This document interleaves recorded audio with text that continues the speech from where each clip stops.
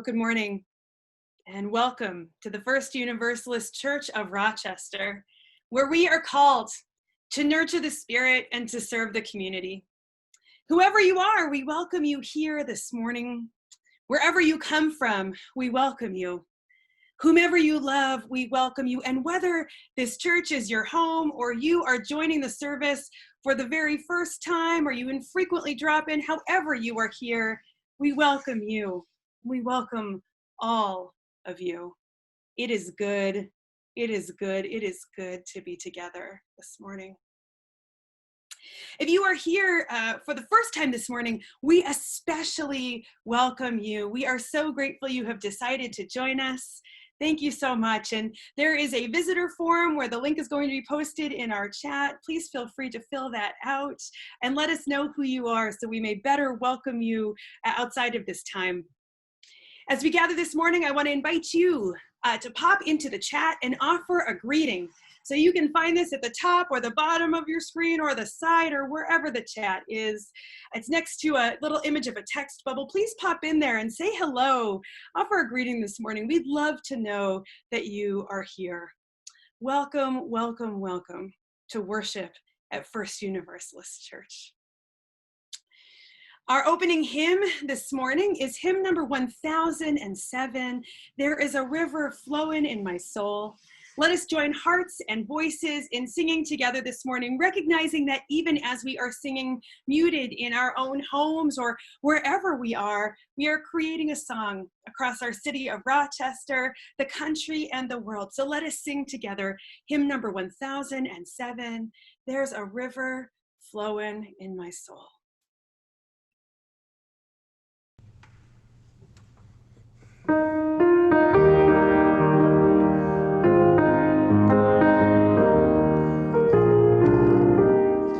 There's a river flowing in my soul.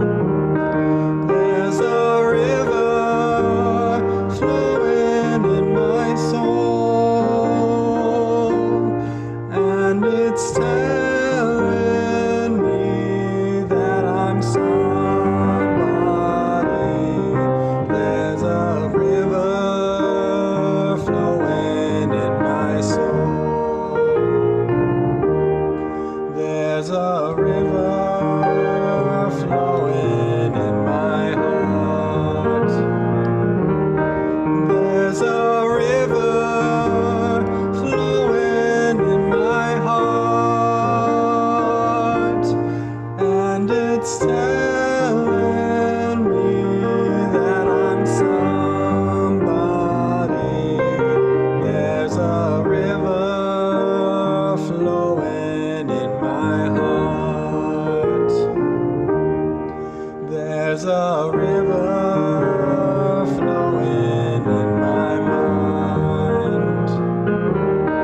There's a river flowing in my mind, and it's telling me that I'm somebody. There's a river flowing in my mind. There's a river flowing. There's a river flowing. There's a river flowing in my soul.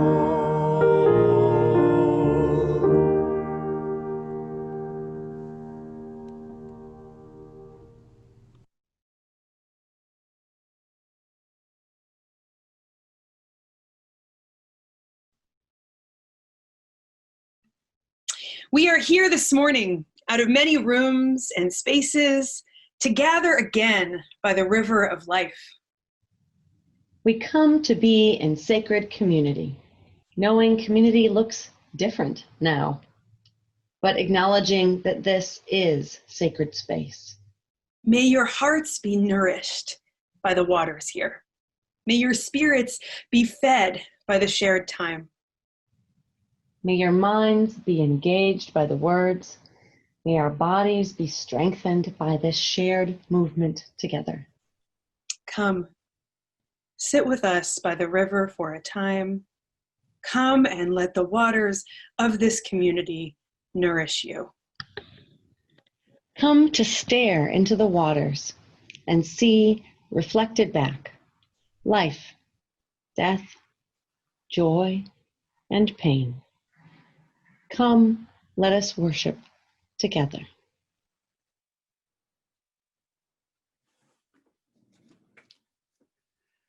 As we gather the waters of compassion this morning, we kindle also the fire of commitment.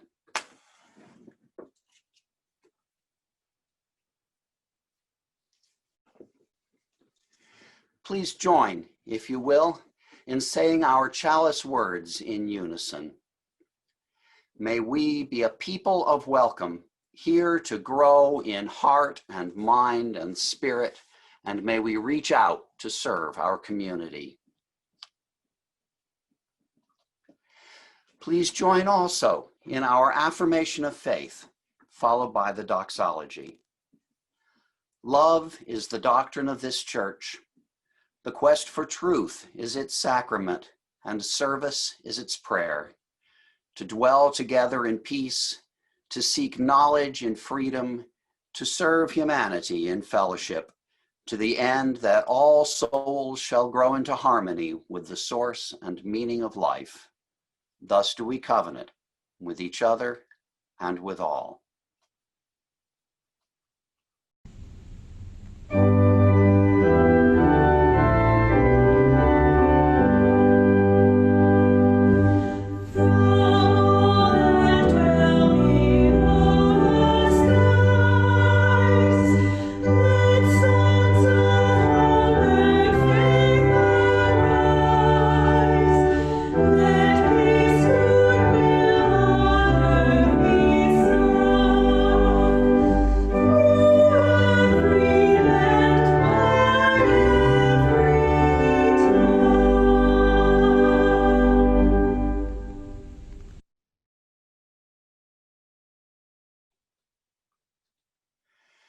We offer this morning our memories of water, and perhaps this afternoon, the water itself.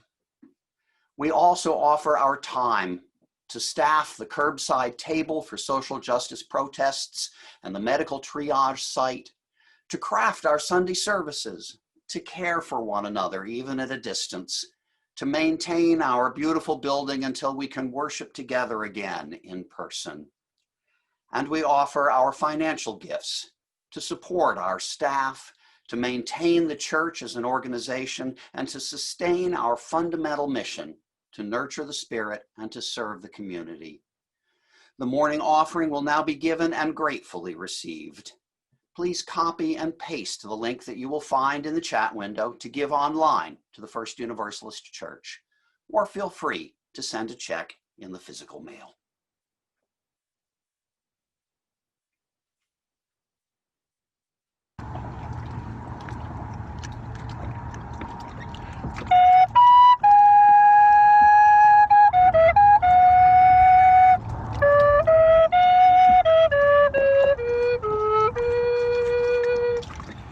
I feel the tides as they answer the moon, rushing on a far different land. Winging my song is the wind of my breast, and my love blows over the land. And my love, and my love, and my love blows over the land.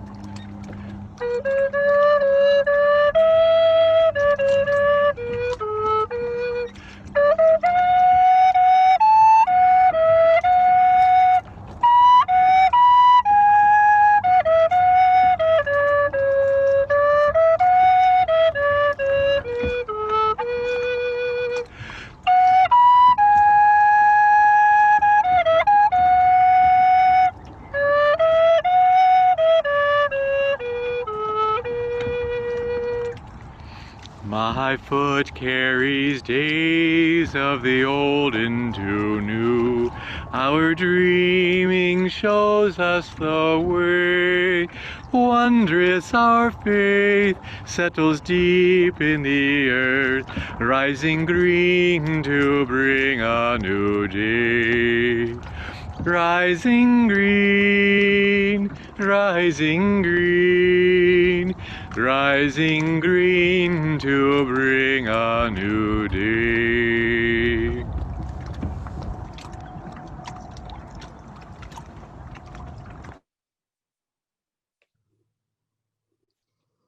I love songs like There's a River Flowing in My Soul and Shall We Gather by the River? Water is such a great metaphor for our feelings and the ways we are all connected.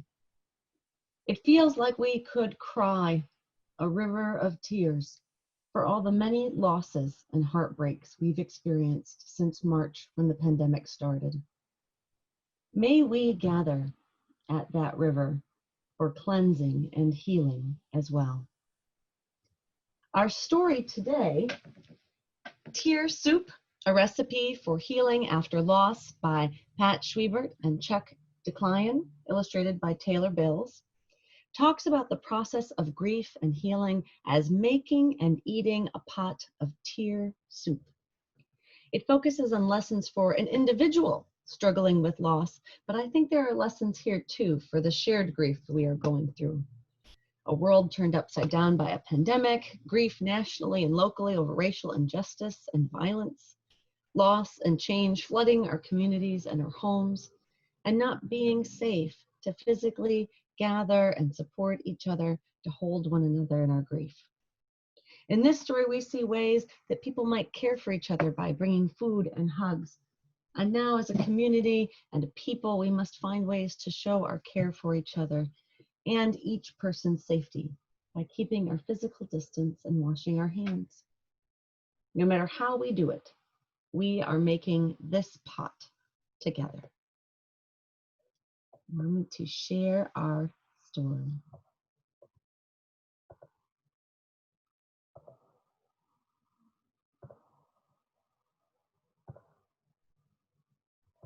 There was once an old and somewhat wise woman whom everyone called Grandy.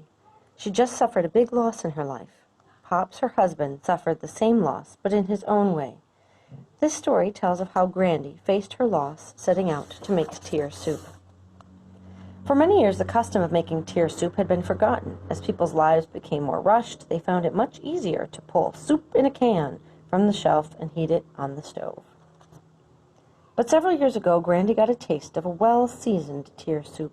One of her friends made it from scratch after her child died. As soon as Grandy tasted the rich flavor of that carefully made soup, she promised herself never again to assume that quicker was better. Because of her great loss, Grandy knew this time her recipe for tear soup would call for a big pot.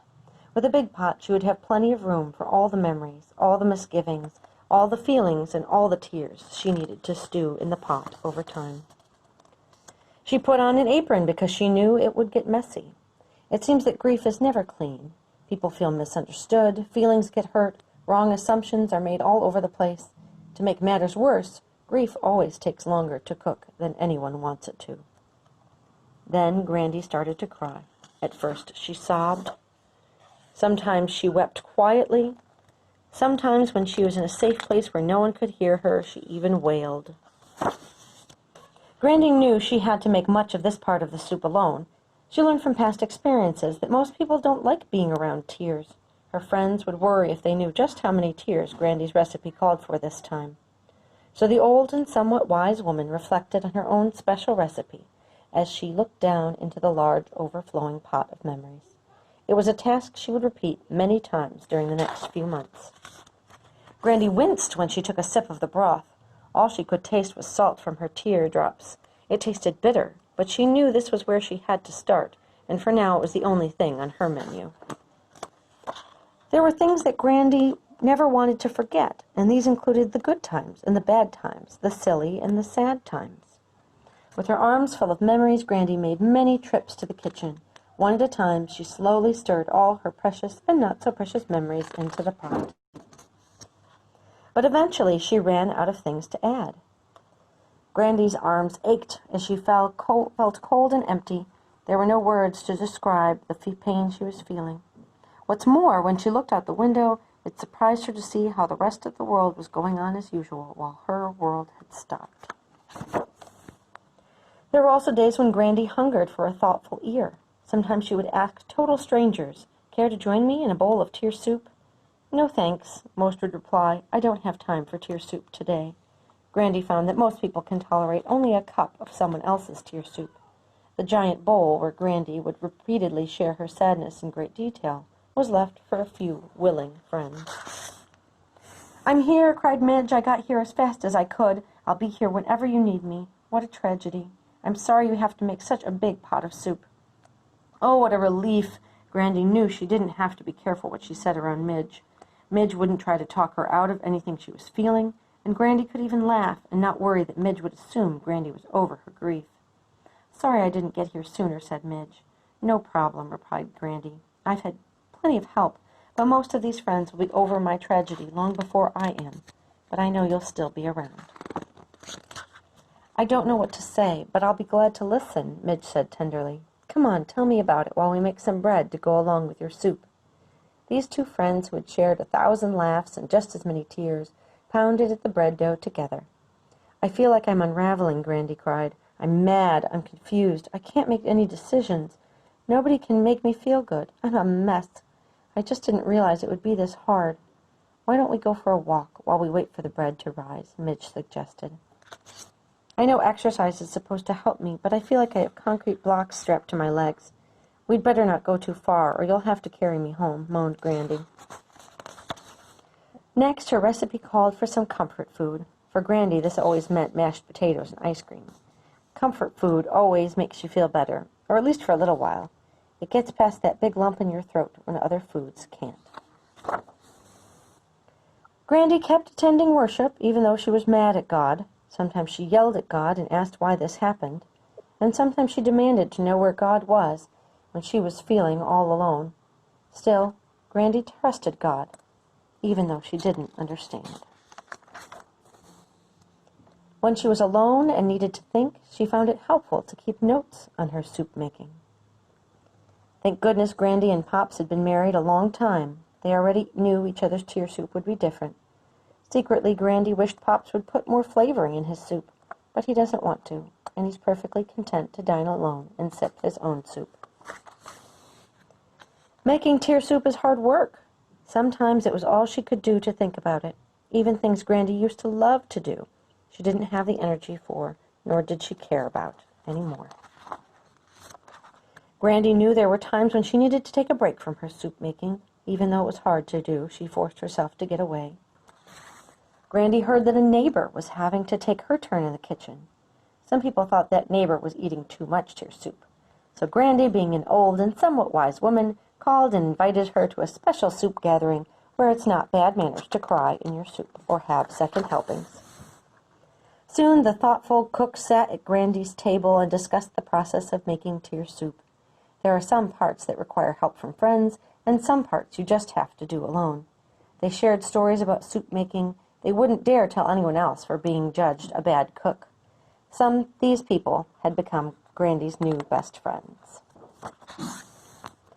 One day, as Chester, her grandson, and she were going for a drive, Chester asked, "Mom says you've been making tear soup. What does she mean?" "Well, tear soup is a way for you to sort through all the different types of feelings and memories you have when you lose someone or something special. Remember when your baby brother died right before he was born, and your mom sat for days holding his blanket and weeping? She was making tear soup. You made tear soup yourself by acting out your own disappointment when you shouted at Jason, wishing his brother would die too. Remember when Billy's dog died and he didn't want to play with you? Not feeling like having fun is one of the ingredients of tear soup also. And remember when Aunt Meg got divorced and they had to move? There was a lot of tear soup simmering in that house. Some days, when you're making tear soup, it's even hard to breathe. Some days you feel like running away. You just hope a better day comes along soon. And then comes one of the hardest parts of making tear soup. It's when you decide it may be okay to eat something instead of soup all the time. The next morning, as Grandy was cleaning up, Chester asked if she was done making tear soup. "Well, I don't think you actually ever finish. The hard work of making this batch of soup is almost done, though. I'll put the rest in the freezer and we'll pull it out from time to time to have a little taste." "What else have you learned by making tear soup, Grandy?" "I've learned that grief, like a pot of soup, changes the longer it simmers and the more things you put into it. I've learned that sometimes people say unkind things they really don't mean to hurt you. And most importantly, I've learned that there is something down deep within all of us ready to help us survive things we think we can't survive." "Grandy, you know so much. What will I do after you die?" "Don't worry. I will leave you my recipe for tear soup." Thank you.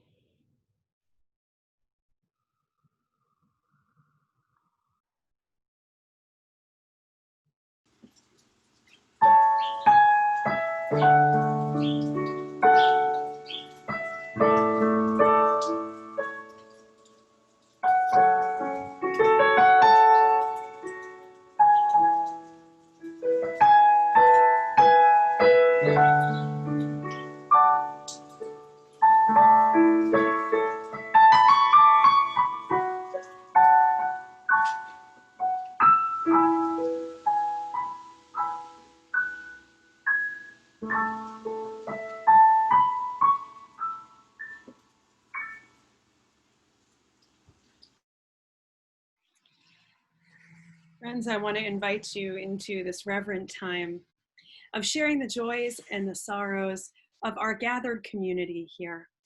If you would like to, you can place a hand over your heart to be able to listen from a heart-centered place. As I place stones and a bit of sea glass and a bit of shells into this shared water, the shared water that has held so much over the course of our time together since March, and shared water that has been holding so much, our joys and our sorrows, for as long as we have been taking part in this ritual. So all are invited to share joys and sorrows in the chat, as I also read some aloud that we may hear from the community gathered here. Let us join in this important ritual of sharing our joys and sorrows together.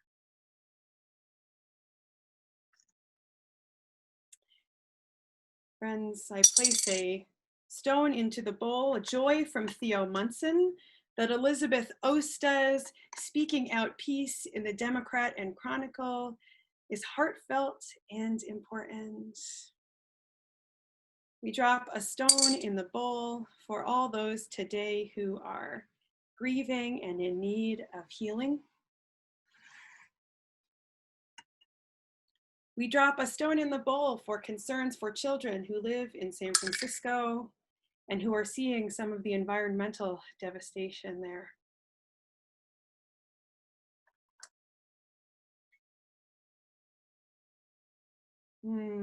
A sorrow for the protesters last evening dealing with police aggression.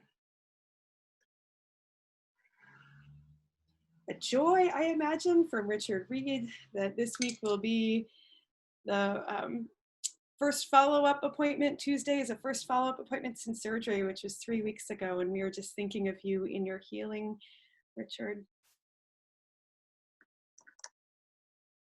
A joy to be able to care and ache for friends.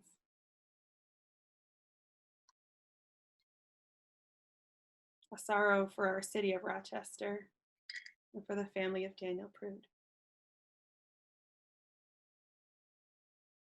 Expanding our circle of compassion for all the people and wildlife in Washington, Oregon, California. Profound sorrow for the losses there.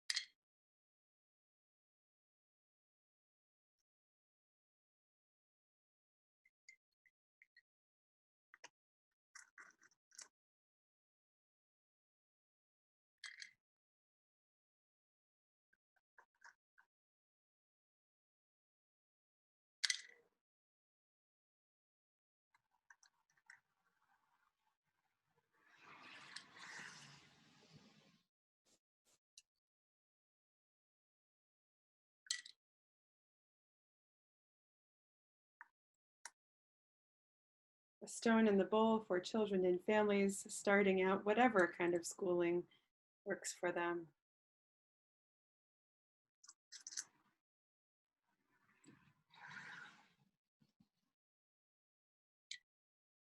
And a joy for the strength of our Rochester community in responding to the pandemic and the movement for racial justice.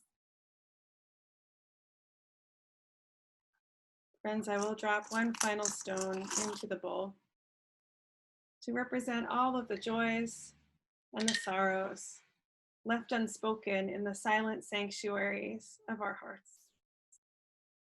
May all be held in the heart of love and in these deep healing waters.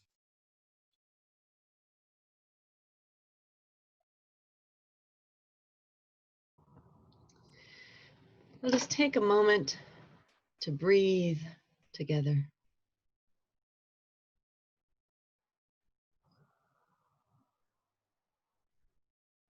These are the things we all do as living creatures. We breathe and we partake in water. So settle into your chair. Take a breath and allow your body to relax and settle in and be present in the now. To relax from the top of your head down to the tips of your toes. To be now.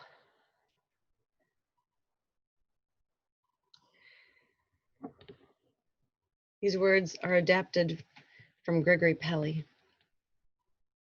And so we gather from the ebb and flow of our lives, thirsty for connection to ourselves, thirsty for connection with others, thirsty for connection to the larger life, longing to dive into the healing and peace and justice, longing for the comfort of sharing our grief and our joy, longing to be quenched, renewed, held, affirmed in each other's company. May all who gather here be filled. May by our sharing and our listening, we build beloved community. May we be filled with joy and hope, filled with compassion and love. Here may we be filled so that we may pour ourselves, our love, our hope, our gifts out into the world. May it be so. Let us enter into the quiet together.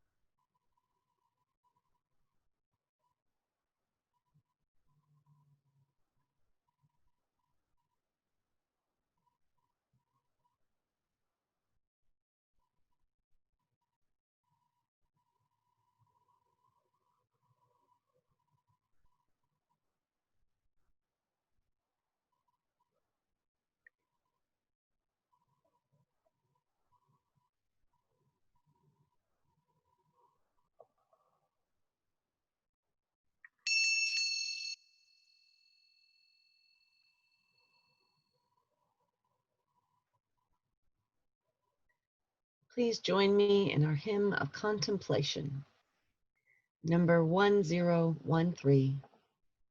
open my heart.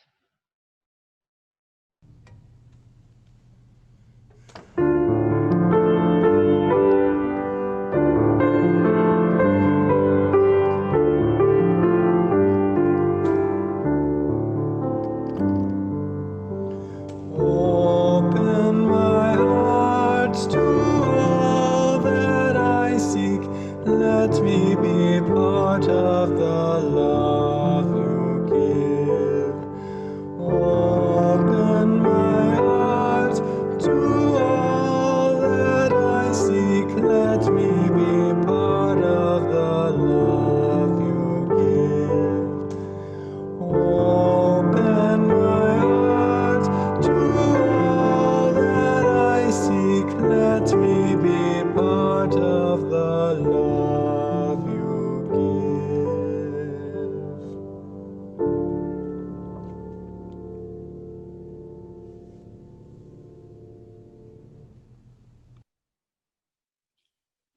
Our reading this morning is by the Reverend Sean Parker Dennison.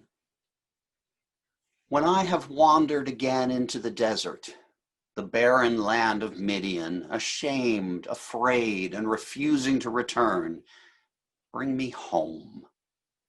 When I have been on holy ground, removed my shoes, but refused to hear the voice within the fire, bring me home. When I have fled again, still insisting that I am not enough, my limitations too big, my courage too small, bring me home. When I avoid the suffering of my people, who are all people, and spend my time tending unendangered flocks, bring me home. When I lift my voice and staff, still expecting nothing, and instead find miracles and plagues, death and life, freedom and pain, bring me home. When my people wander 10 years for each one I ran from, and still there is manna and water from stone and the beauty of clear commands, bring me home.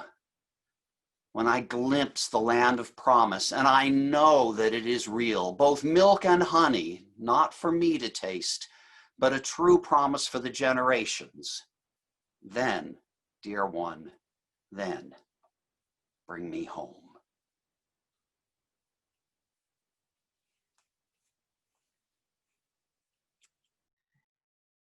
Well, friends, welcome home.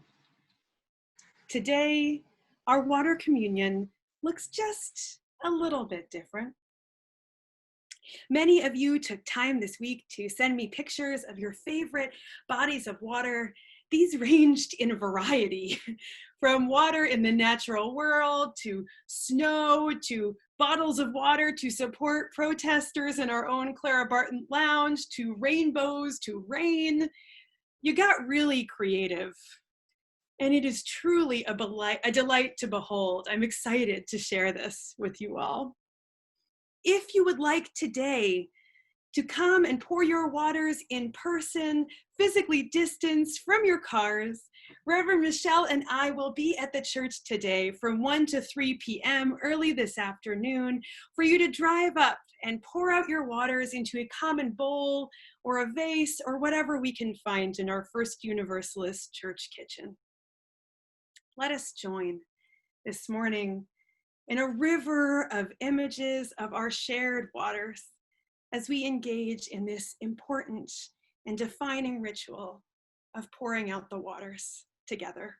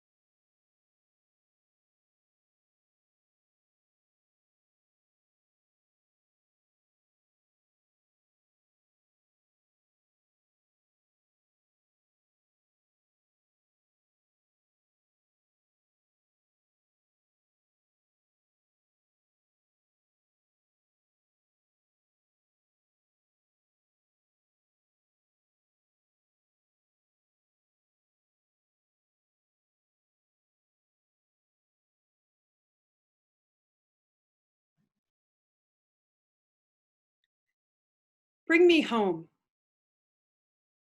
In moments when I have wandered, in times when I felt like I would never return, or even just got lost a little. Bring me home. Bring me home. Welcome home, First Universalist. Welcome home. It is a delight to see so many of your faces in these pictures of water this morning. And I just have to admit that it tugs at my heartstrings just a little. We now join in adding to this long list of the things we are collectively making tear soup over. The way we have done water communion in the past, and the way we are doing it now. And I feel like just seeing all these beautiful pictures of your smiling faces and your children and grandchildren, I was over here making a little of my own tear soup as we began. It certainly is a grief amongst many griefs we are experiencing this year. This summer has been quite different. And I have heard from many of you about feelings of loneliness and isolation, feelings of missed opportunity with travels that were planned or visits that had to be put off. Each visit we did have has often came with quarantine and preparations that we never had to consider before. Each visit ended with missing those folks who joined you ever the more, recognizing it is hard to say how we will gather again. And that just adds to the missing them. We find ourselves this year, at the beginning of the church year, still in the midst of a pandemic. I jokingly say a lot when this began, we thought it was going to be done by Easter. But here we are. We find ourselves in a city where our hearts are breaking over the unjust death of Daniel Prude and the delay in justice and healing for his family of over 5 months. We find ourselves affected by this death in a window that was broken, following a night where protests and counter-protests occurred. We find ourselves in a place of deep grief as a community, as a congregation, as families, as individuals. We find ourselves by the river again. A place to sit and reflect, a place to allow the waters to rush by and bring healing, a place to lay it all down. In the song, Shall We Gather at the River, that Brock was just playing as we were pouring some of our waters, the lyrics to the chorus go something like, yes, we'll gather at the river, the beautiful river. Gather with the saints at the river that flows by the throne of God. If these lyrics are not your theology, perfectly understandable. And if they are also understandable, perfectly understandable, we are Unitarian Universalists after all. I do so love the sentiment, however, that we are here with the saints. None of us perfect, certainly none of us sainted in any religious tradition, unless there's something going on in one of your lives I don't know about. But we are gathering here again. Each year, we come back together here. And here looks quite different from previous years. The church has left the building, but we are here together, looking towards the flowing waters to bring us back together again, looking towards the flowing waters to teach us something about this moment, to soothe our aching hearts, to show us a way of being. Water is a sign of life. Water is adaptable. It bends and curves around the obstacles in its way. It has the ability to slowly, over the course of time, shape and shift solid rock. It smooths and softens stone and glass. It is part of each and every one of us, our bodies, our makeup, our physical beings. And without it, we perish. We must have water to live. It is something that ties us in relationship to all creatures, human and non-human alike. What is in a bottle of water. I've been meditating lately on the act of handing over a bottle of water, as I have watched this action repeatedly over and over again outside of the walls of our church over the course of this summer. We have been collecting and distributing water, first on every Saturday afternoon when actions to support the Black Lives Matter movement were happening. And then it shifted to being every evening and into the early hours of the morn or late hours of the night as we opened our doors to medics supporting these actions last week, handing these bottles of water over to folks who are parched, folks who are on their way home and decided they wouldn't ingest any water for the entire night because they didn't want to need to go to the bathroom where one was not available. Folks on their way to exercise their right to join in peaceful assembly and to demonstrate. In the bottles of water we are giving out, in the restrooms we are providing, in the snack bars and masks and earplugs and tissues we are helping to get out onto our streets, our church is upholding life. We are saying your life is worthy. You are worthy of living. Your body matters. Caring for your body matters. It is my wish, and I don't know how we can make this happen, but it is my wish for each and every one of you to hear the gratitude that many of our volunteers and I have personally heard night after night from our community for our church. And I know that this is not possible for everyone to hear because many of us are concerned for our own lives. We can't all physically be there in person. We are still in the midst of a pandemic. That is true. Being downtown into the night can feel unsafe. This is not the time to shame others or to feel shame for caring for your own life, your own body. Life is precious. Life is sacred. And there are other ways to offer support, and the choice is yours not to participate at all. Perhaps you are someone who does not agree with the tactics or the messages or the demands of these protests. Perhaps it's hard to see why folks are doing this night after night after night after night into the late hours of the night and the early hours of the morn. And I would just encourage you to take a deep breath, to take a moment to lean in and to listen. What is happening in our city is about more than the death of one individual and its cover-up. What is happening in our city is the result of generations of economic separation, mass incarceration, educational neglect, and racial injustice.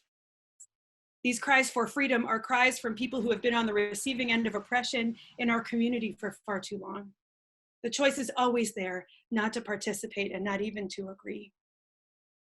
And our church is seeking a humanitarian response to a humanitarian crisis. People are being hurt in our streets. The way to respond is to find a way for those folks to experience healing and to tend to their physical and literal wounds. Regardless of your political affiliation or beliefs, what I want you to know is that we are doing church. We are doing church right now. Our church may have left the building, we are here, and yet we have now entered back into our building and we are doing church. We are doing church in a way that many churches wouldn't even risk or dare to. People are coming by our church to receive care, people who may have never heard about us otherwise, people who have been hurt and are seeking medical attention, people who are traumatized and looking for support, people who are hungry or thirsty and on their way home and in need of sustenance. And if this is not church, I don't know what church is for. For haven't we all come to this place seeking sustenance, thirsty, hungry for something, some way to be nourished and fed in those moments when we have to dig down and make tear soup and grieve, tend to our own wounds, heal from our own trauma. And we are doing this kind of church in the wake of our own building being affected. I don't know about you, but when that window was broken, as one of our board members recently said, it was time to wake up and recognize what has been going on in the streets of Rochester, that what has been going on in our streets is personal. It's us. We are downtown. Each activist that I've spoken with about this incident in our window, about our window being broken, this incident in our building, has offered condolences and been extremely saddened, especially since people are seeing we are here to help our community and to offer our assistance. These bottles of water have been the healing waters we all have needed to be able to do something for the good in our city after being directly affected by the violence. These bottles of water have brought a calming, soothing presence to protester and volunteer alike. There is something I can do. There are people here to care for me. They can be the healing waters for all of us.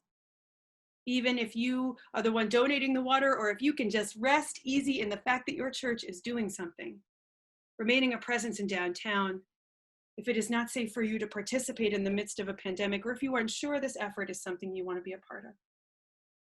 But I just feel like we have to come back home this morning.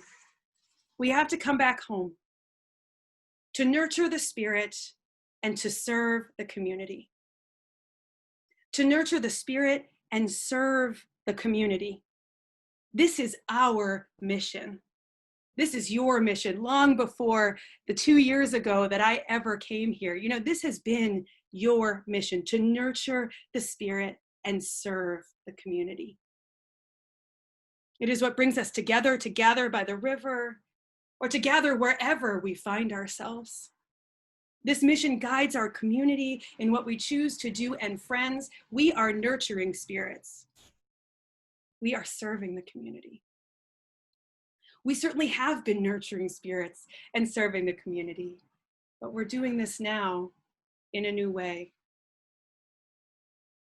This is a time when we get to do both and to be present in new and challenging ways.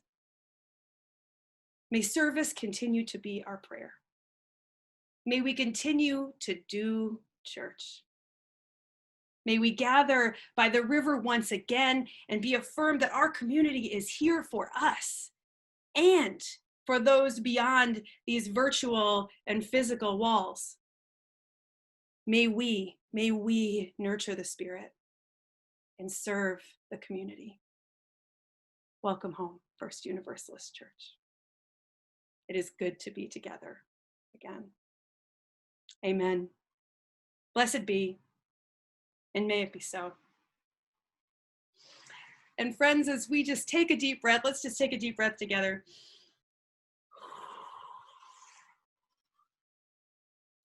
As we prepare our bodies and our hearts and minds to sing together our final closing hymn this morning, which is hymn number 163, For the Earth Forever Turning. As we celebrate the continuing unfolding of this year, as we come back together again to affirm the life-giving force of water and its source, our natural world, as we hold our folks on the West Coast in the midst of environmental devastation and air quality issues, as we hold both people and non-human creatures alike, let us sing for our earth. Let us join hearts and voices in singing hymn number 163, For the Earth Forever Turning.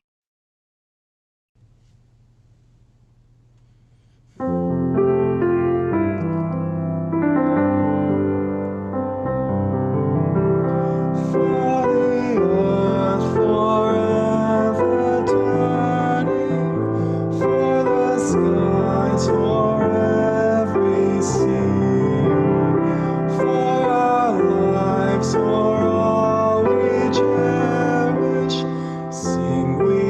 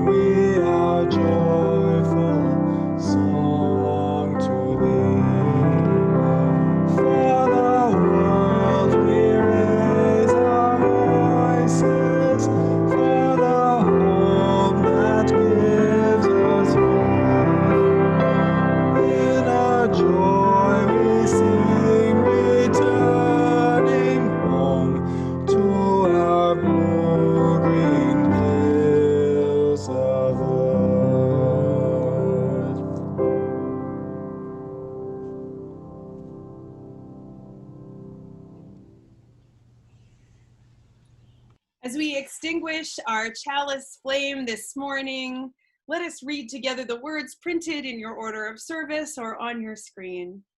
We extinguish this flame, but we keep its light in our hearts with its message of love and justice, taking it outside these walls to the world we live in until we are together again. Friends, I want to invite you into this embodied practice that we take part in each Sunday morning, acknowledging that though we cannot be seated together next to one another in our pews, we can still connect across our Zoom screens and with one another. So if you would join me in changing your view to gallery view and reach your hands out to the edge of your screen, each one of us can be connected to one another as we are sent forth from this service together. Welcome back home.